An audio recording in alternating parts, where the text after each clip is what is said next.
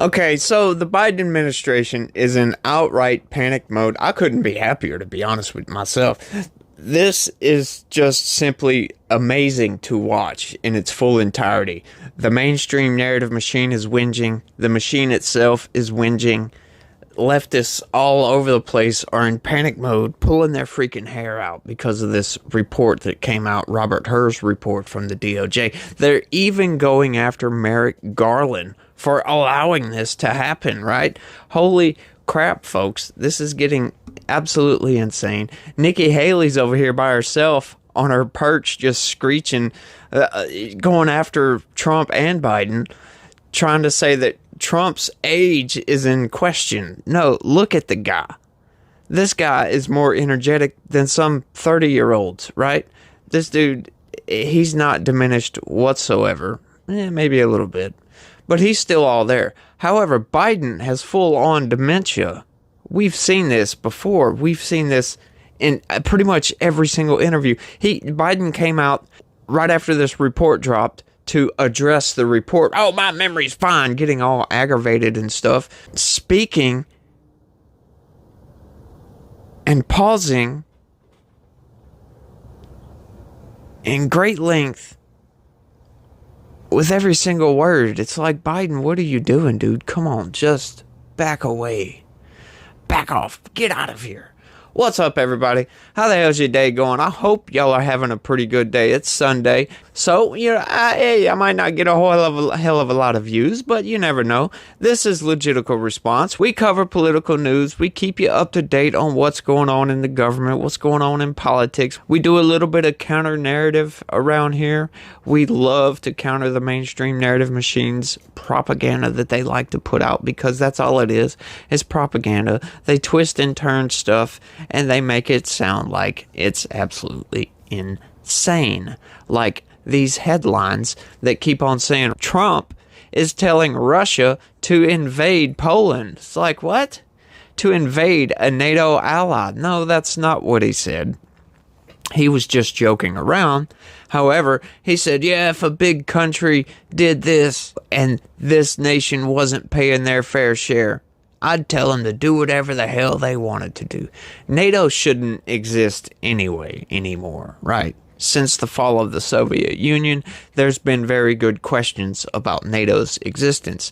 And considering they promised Russia that NATO would not expand a single inch east, and then ever since then, all they have done is expand east.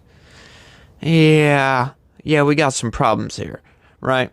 But let's get into some news right quick. Y'all already know about hitting the subscribe button and hitting the like button. Hit the like button for sure. It helps out the channel. But we're going to go ahead and skip that. And we're going to just get right into the news right fast. This one is quite amazing. Senators push forward with Ukraine aid package as their leaders say the world is watching. Yes, that's right. The world is watching. And they're watching you, especially Chuck Schumer, that you're whinging and that you're falling down fast, and there's nothing you can do about it. You no longer have the support of the people. As a growing number of Republicans oppose U.S. aid to Ukraine, the Senate's leaders are arguing in strong terms that the money is crucial to pushing back against Russian President Vladimir Putin and maintaining America's global standing. Now, I'd really love to know, I would love for them to explain to me why we need to continue funding Ukraine, right? They're not in NATO. They're never going to be in NATO. So why? The excuse we get all the time, right, is that, oh, well, Putin's going to invade. He invaded Ukraine. He's just going to keep on rolling in, right? That's what we hear all the damn time. Nikki Haley spouts that crap. Biden spouts that crap. Pelosi spouts that crap. I could keep going with pretty much every single Democratic politician that continues to spout this garbage. However, we've just heard it from the mouth of the big man himself. Watch this. The threat I think you're referring to is a Russian invasion of Poland, Latvia, expansionist behavior. Can you imagine a scenario where you sent Russian troops to Poland? Только в одном случае, если со стороны... Only in one case, if Poland attacks Russia. Why? Because we have no interest in Poland, Latvia, or anywhere else. Why would we do that? We simply don't have any interest. It's just threat mongering. Well, the argument, I know you know this, is that, well, he invaded Ukraine, he has territorial aims across the continent, and you're saying unequivocally you don't. Абсолютно, это абсолютно исключено. It is absolutely out of the question. Никаким аналитиком. You just don't have to be any kind of analyst. It goes against common sense to get involved in some kind of a global war. It makes no sense for Russia to destroy themselves. I've been saying this ever since this damn conflict started. I've been saying it doesn't make any sense, right? Now, we all noticed that when Russia came in through the north, they came into Kiev, right? Or Kyiv, sorry. However you want to say it, it don't matter. And all of a sudden they pulled out. I wonder why that was, right? Well, guess what? Just so happens, right before that, some negotiations started. They agreed to some stuff. Russia pulls out of northern Ukraine and focuses everything in that Donbass region, in Donetsk and Luhansk regions, right down there. He wants his land bridge. He won't come out and say that, right? Because that sounds evil and dictatorial. He doesn't want to sound like an evil dictator, which I still believe he is. But I still believe what he said in that interview. That specifically, because it doesn't make any sense to embroil Russia in a global nuclear war, right? Doesn't make any sense whatsoever. However, these people keep pushing this garbage on us, and I'm sorry, you can keep pushing it, but it doesn't make any sense. In the Capitol for a rare weekend session, the Senate voted again to move forward with the assistance as Senate Majority Leader Chuck Schumer and Republican Leader Mitch McConnell of Kentucky issued stark warnings about the consequences of abandoning longtime U.S. allies in Europe. Today, it's no exaggeration to say that the eyes of the world are on the United States, Senate McConnell said. Our allies and partners are hoping that the indispensable nation, the leader of the free world, has the resolve to continue. To continue what? Helping out a corrupt nation who applaud Nazis? Yeah, we have a very anti-Nazi sentiment here in the United States, and we don't like Nazis too much. And if Putin wants to give that as a reason why he invaded Ukraine, we just take it like you would any other damn politician. It's BS. He wants his damn land bridge. Hey, I understand that. Doesn't give him the right to invade Ukraine, though. You want your damn land bridge, purchase your damn land bridge, right? You don't go out there and take it by force. And that's exactly what the United States is trying to fight against, right? But they're doing it through a corrupt nation, through corrupt means. They're taking our tax dollars to fund a war that they're not going to win, folks. Russia has already put his claws into that area, and it's going to be very hard to get them out of there. They are literally going to have to go to war, American troops on the ground, to get Russia out of there. That, to me, is not worth losing a tiny slip of land in a country I could care less about. I'm sorry. I cannot get behind putting that much money into something that's going to fail.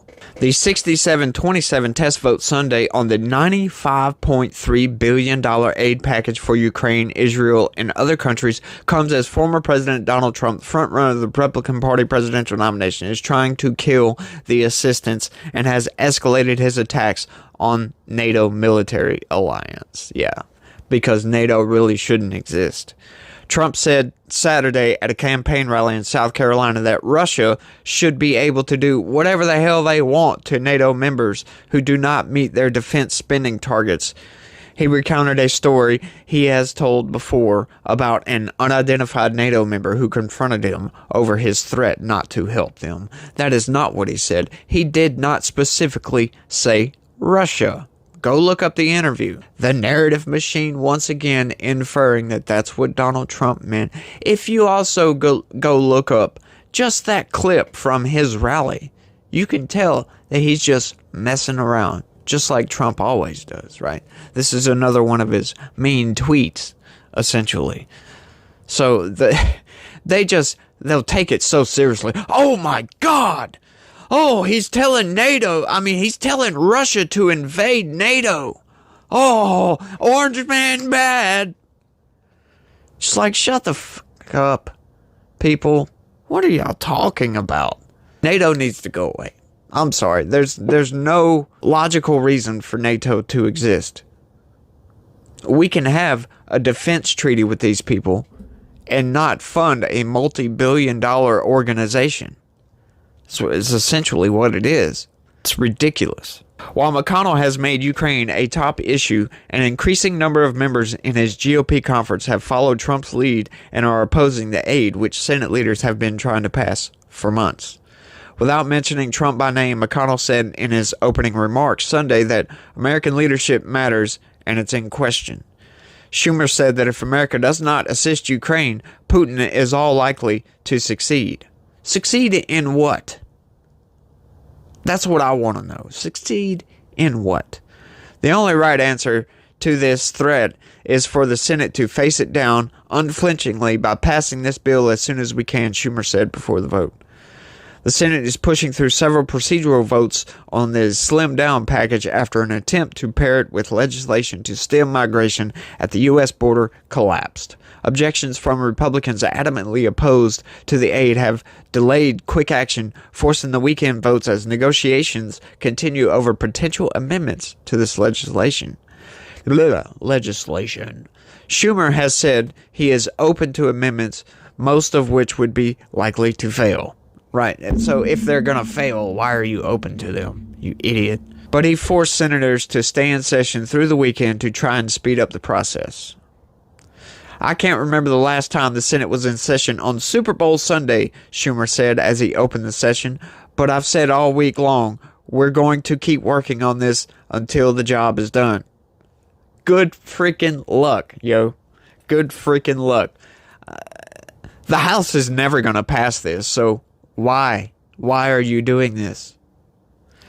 In a key vote last week, 17 Republican senators agreed to start debate on the bill and 31 voted against it, giving McConnell and other Republican supporters of the new aid hope that it could pass. Even if the Senate does pass the package, its future is deeply uncertain in the House, where a large majority of GOP lawmakers are firmly allied with Trump. What does allied with Trump have to do anything? It doesn't make any sense to dump that much money into a foreign war, right? If Trump was in office, this probably wouldn't have happened in the first place, because Trump is kind of against NATO because he sees the writing on the wall that NATO shouldn't exist. So he's not going to dump a whole bunch of funding into NATO for them to keep expanding eastward to piss off Russia. Why do you want to piss these guys off so much? Why? Why are we in the business of controlling the world? I never got that. I never understood that whatsoever. From the start of the first Iraq war, we were told it was about this. It was about Saddam Hussein, evil dictator, right? However, taking Saddam Hussein out has caused absolute chaos in the Middle East. It was a big, big mistake. Kick him out of Kuwait, sure. But in 2003, when they took him down, that was a big mistake. Then you create ISIS, where we've seen more terror from ISIS than we have in the past, I don't know how long. It's thrown the Middle East into absolute chaos. Then we have Trump come along. We get the Abraham Accords. Once again, we have peace. As soon as Trump is voted out, boom. Middle East falls apart again. Eastern Europe falls apart. It's just going crazy, folks. And who is to blame for that? Biden's wreck job of foreign policy. His complete wreck of foreign policy. Biden is an old man. He doesn't know what he's doing. He's not all there. Lights are on. Nobody's home. All that good stuff. But y'all let me know what y'all think about all this down in the comments section. You know, does this new bill that doesn't have any border security attached to it have any hope of passing and us actually giving this aid to Ukraine? Or do you think this is actually gonna pass somehow? You know, not to put my own personal bias spin on it, but I don't see the House voting on this. I don't see us giving $60 billion in aid to Ukraine, which includes $8 billion just for the government, and the rest in military and humanitarian aid. $8 billion for their government. What? Wow. I bet Zelensky would love that, wouldn't he? Yeah, that's just great. But that's all I got for this one, y'all. I want to thank everybody for watching. And hey, don't forget to hit that subscribe button if you're not subscribed. Hey, I keep you up to date. Keep you on top of all the government stuff that's going on. So hit that subscribe button for me. And don't forget to hit the like button, y'all. It would be a big help. And I would be greatly appreciative. And y'all try to have a good day. And be positive. Peace.